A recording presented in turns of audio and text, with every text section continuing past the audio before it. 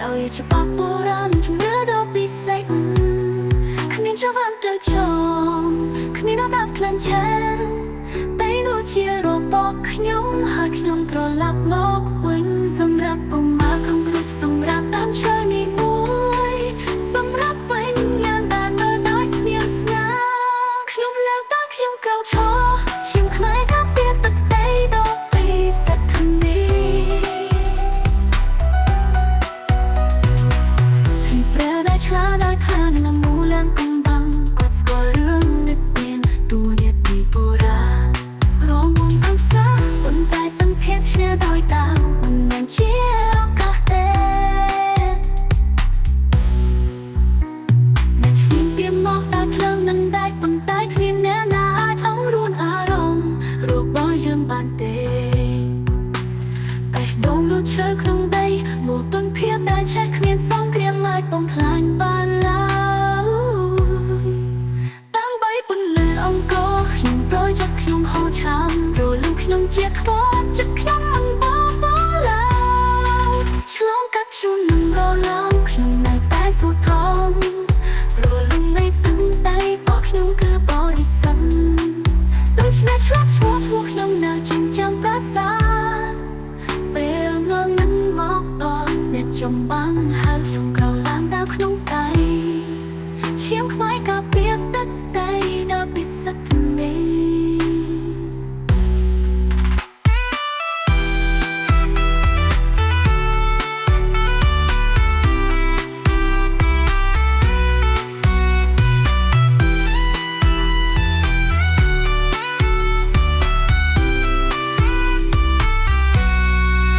tiếngព្រះដែលឆ្លាក់ដោយធនក្រមូលយ៉ាងកំបាំងក៏ស្គាល់រឿងនិទានទូនាទីបុរាណរងវងសារៈប៉ុន្តែសន្តិភាពឈ្នះដោយតាវមិនមែនជាឱកាសទេអ្នកឈ្លានពានមកដោយភ្លើងមិនដែកប៉ុន្តែគ្មានអ្នកណាអាចអង្រួនអារម្មណ៍របស់យើងបានទេតែដងលុឈើក្នុងដីមកទុំភាពដែលឆេះគ្មានសង្គ្រាមមកបំផ្លាញបានឡើយដើម្បីពន្លឺអង្គរខ្ញុំប្រយចិត្តខ្ញុំហៅចង់ព្រលឹងខ្ញុំជាថ្មចិត្តខ្ញុំមិនបបឡើយឆ្លងកាត់ជួននឹងរលងខ្ញុំនៅតែសូត្រត្រង់ព្រលឹងនៃទឹកដីរបស់ខ្ញុំគឺបរិសុទ្ធដូច្នេះឆ្លាប់ឈ្មោះខ្ញុំនៅចិញ្ចាំប្រាសាទពេលងងឹតមកដល់អ្នកចំបាំងហើយខ្ញុំក្រោកឡើងដល់ក្នុងដៃឈាមខ្មែរការពារទឹកដីដ៏ពិសិដ្ឋនេះខ្ញុំក៏ការពារទឹកដីដ៏ពិសិដ្ឋនេះ